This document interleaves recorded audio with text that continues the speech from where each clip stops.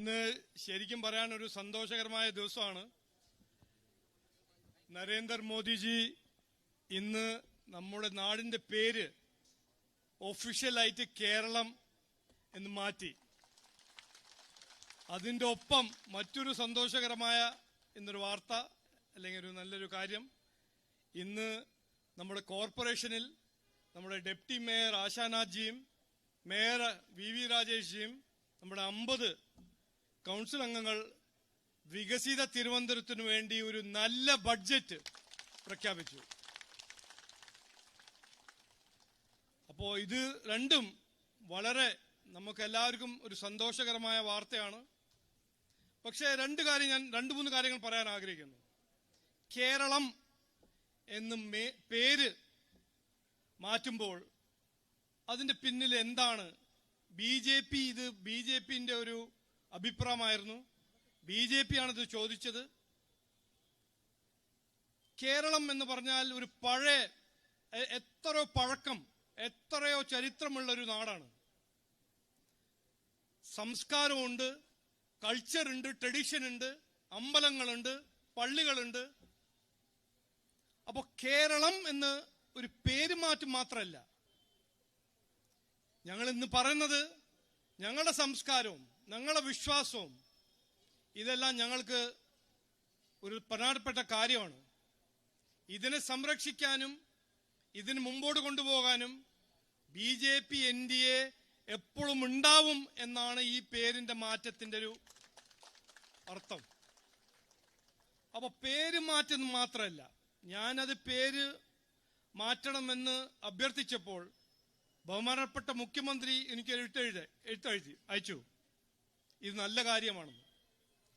ഞാൻ ഇന്ന് അദ്ദേഹത്തോട് പറയാൻ ആഗ്രഹിക്കുന്നതാണ്, കേരളം എന്ന പേര് മാറ്റിയപ്പോൾ നിങ്ങൾ മനസ്സിലാക്കേണ്ടത്, ബഹുമാനപ്പെട്ട മുഖ്യമന്ത്രി മുരളിയേട്ടൻ പറഞ്ഞ പോലെ ബഹുമാനപ്പെട്ട മുഖ്യമന്ത്രി മനസ്സിലാക്കേണ്ടത്, ഞങ്ങളുടെ വിശ്വാസം, ഞങ്ങളുടെ സംസ്കാരം ഞങ്ങൾക്ക് പ്രധാനപ്പെട്ട ഒരു ഇഷ്യൂ ആണ്. അതിനെ ഉപദ്രവിക്കാനോ അതിനെ ദ്രോഹിക്കാനോ അതിനെ നിങ്ങൾ മാറ്റിവെക്കാൻ ശ്രമിച്ചാൽ ഞങ്ങൾ സമ്മതിക്കില്ല. 2018 ഇങ്ങനെ നിങ്ങൾ ദ്രോഹിച്ചപ്പോൾ അതിന്റെ ബെനിഫിറ്റ് എടുത്തത് കോൺഗ്രസ് പാർട്ടിയാണ്. എന്തോ പറഞ്ഞു, ജനങ്ങളെ ശ്രദ്ധ തിരിച്ചു. ഇതിനെക്കുറിച്ച് നമ്മൾ എല്ലാവരും പഠിച്ച് മനസ്സിലാക്കേണ്ട കാര്യമാണ്. ഈ CPM-ഉം കോൺഗ്രസും ശബരിമലയുടെ പേരിൽ അന്നും രാഷ്ട്രീയം ചെയ്തു, ഇന്നും ഈ സംഗമം എന്ന് പറഞ്ഞ് നമ്മൾ അയ്യപ്പ സംഘം എന്ന് പറഞ്ഞിട്ട് രാഷ്ട്രീയം ചെയ്യുന്നു.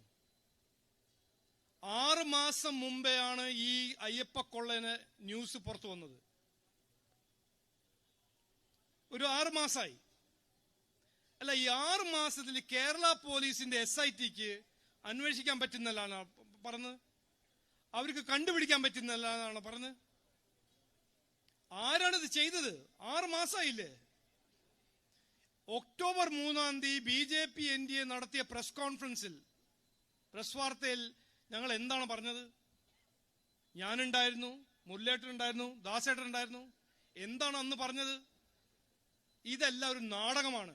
ഈ SITയും ഈ കോർട്ടിന്റെ പ്രോസസ്സ് ദുരുപയോഗിക്കുന്ന സംസ്ഥാന സർക്കാർ ചെയ്യുന്ന ഒരു നാടകമാണ്.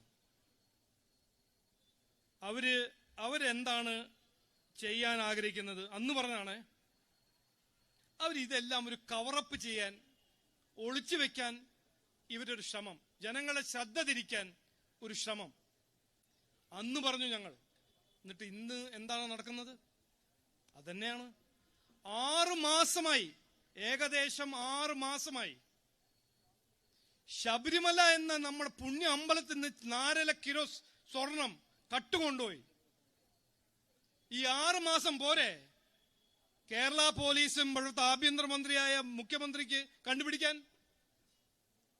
ഇത് കഴിയുന്നില്ലെങ്കിൽ എനിക്ക് ഇത് ചെയ്യാൻ കഴിയില്ല എന്ന് പറയണം.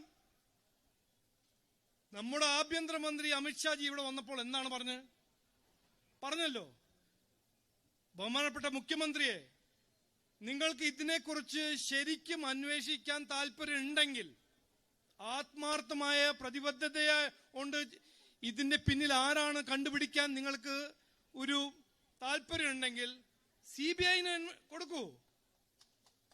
എന്തുകൊണ്ട് CBI-ക്ക് കൊടുക്കുന്നില്ല? 6 മാസം ഈ കേരള പോലീസിന്റെ SIT ഹൈക്കോർട്ടിനെ വിഡ്ഢിയാക്കി. ഇന്ന് എന്താണ് സ്ഥിതി? ഉണ്ണികൃഷ്ണൻ പോറ്റി വീട്ടിലിരിക്കുന്നു. ഈ ഉണ്ണികൃഷ്ണൻ പോറ്റി സോണിയാഗാന്ധി വീട്ടിൽ കയറി, പിണറായി വിജയന്റെ വീട്ടിൽ കയറി, കടകംപള്ളി സുരേന്ദ്രന്റെ വീട്ടിൽ കയറി, വാസവന്റെ വീട്ടിൽ കയറിയ ഉണ്ണികൃഷ്ണൻ പോറ്റി ഇന്ന് വീട്ടിലല്ലേ? എല്ലാവരും പുറത്തല്ലേ? പിന്നെ പോലീസ് വാസവനും കടകംപള്ളി സുരേന്ദ്രനെ ചോദിക്കാൻ പോകുമ്പോൾ ജനങ്ങളുടെ ശ്രദ്ധ തിരിക്കാൻ തന്ത്രിനെ അറസ്റ്റ് ചെയ്യുന്നു. തന്ത്രിനെ അറസ്റ്റ് ചെയ്ത ദിവസം ഞാൻ പറഞ്ഞത് എന്താണ്? ജനങ്ങളുടെ ശ്രദ്ധ തിരിക്കാനാണ് തന്ത്രിനെ അറസ്റ്റ് ചെയ്യുന്നത്. ആ റിമാൻഡ് റിപ്പോർട്ടിൽ ഒന്നും എഴുതിയിട്ടില്ല SIT, ഒരു തെളിവില്ല. എന്നിട്ട് 4 ദിവസം മുമ്പ് എന്താണ് കോടതി പറഞ്ഞ്? കോടതി പറയുന്നു തന്ത്രിന്റെ എതിരെ ഒരു അയോട്ട ഓഫ് എവിഡൻസ് ഇല്ല. പിന്നെ എന്തിനാണ് അറസ്റ്റ് ചെയ്തത്? എന്തുകൊണ്ട് അറസ്റ്റ് ചെയ്തു? ജനങ്ങളെ വിഡ്ഢിയാക്കാനല്ലേ? ജനങ്ങളെ ശ്രദ്ധ തിരിക്കാനല്ലേ? ഞാൻ ഇന്ന് ബഹുമാനപ്പെട്ട മുഖ്യമന്ത്രിയോട് പറയാൻ ആഗ്രഹിക്കുന്ന ഇതാണ്, എന്നിട്ട് അത് പറഞ്ഞ് ഞാൻ നിർത്താൻ പോവാണ്. ഈ നാടകം ഇനി ഞങ്ങൾ സമ്മതിക്കില്ല. ഞങ്ങളൊരു രാഷ്ട്രീയ പാർട്ടിയാണ്, വിശ്വാസികളുടെ അവകാശങ്ങൾ സംരക്ഷിക്കുന്ന ഒരു രാഷ്ട്രീയ പാർട്ടിയാണ്. ഞങ്ങളെ കടമയാണത്, ആ വിശ്വാസം സംരക്ഷിക്കാൻ. ഞങ്ങളെ വിട്ടുകൊടുക്കില്ല. ഇവിടെ അമിത്ഷാജി വന്നപ്പോൾ എന്താ പറഞ്ഞത്? ഇതിന് പിന്നിൽ ആരാണെങ്കിലും അന്വേഷിക്കണം, കണ്ടുപിടിക്കണം, അവർ അറസ്റ്റ് ചെയ്യണം, പ്രോസിക്യൂട്ട് ചെയ്യണം, ജയിലിൽ അയക്കണം. അതാണ് BJP ചെയ്യാൻ പോകുന്നത്. ബഹുമാനപ്പെട്ട മുഖ്യമന്ത്രിന്റെ ഏത് സർക്കസ് ആണെങ്കിലും, ഏത് തന്ത്രമാണെങ്കിലും, നിങ്ങൾ ജനങ്ങളെ വിഡ്ഢിയാക്കാൻ എത്ര ശ്രമിച്ചാലും ഇന്ന് കൃത്യമായി ഞാൻ പറയാൻ ആഗ്രഹിക്കുന്നത്, ഞങ്ങളത് സമ്മതിക്കില്ല. ഇതിന്റെ പിന്നില് ഉണ്ണികൃഷ്ണൻ പോറ്റിനെ പ്രോത്സാഹിപ്പിച്ചത് ആരാണെങ്കിലും, കോൺഗ്രസ് മന്ത്രിയാണോ CPM മന്ത്രിയാണോ, അവര് ഞങ്ങളെ ജയിൽ അയക്കും എന്ന് ഞങ്ങളുടെ ഇന്ന് പ്രതിജ്ഞയാണ്.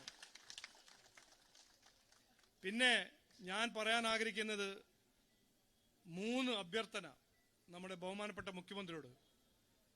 ഈ അയ്യപ്പ സംഗമം ഇനി നിർത്തൂ, ഇനി അതിന്റെ ആവശ്യമില്ല. കുറച്ചെങ്കിലും ശകലെങ്കിലും ഉളുപ്പുണ്ടെങ്കിൽ 3 കാര്യങ്ങൾ ചെയ്യണം. 1, കേസ് CBI-ന് റെഫർ ചെയ്യുക. അത് ചെയ്യണം. നാണമില്ലെങ്കിൽ നിങ്ങളുടെ സർക്കാരിന്റെ ഉത്തരവാദിത്വമായിരുന്നു ശബരിമലനെ സംരക്ഷിക്കാൻ.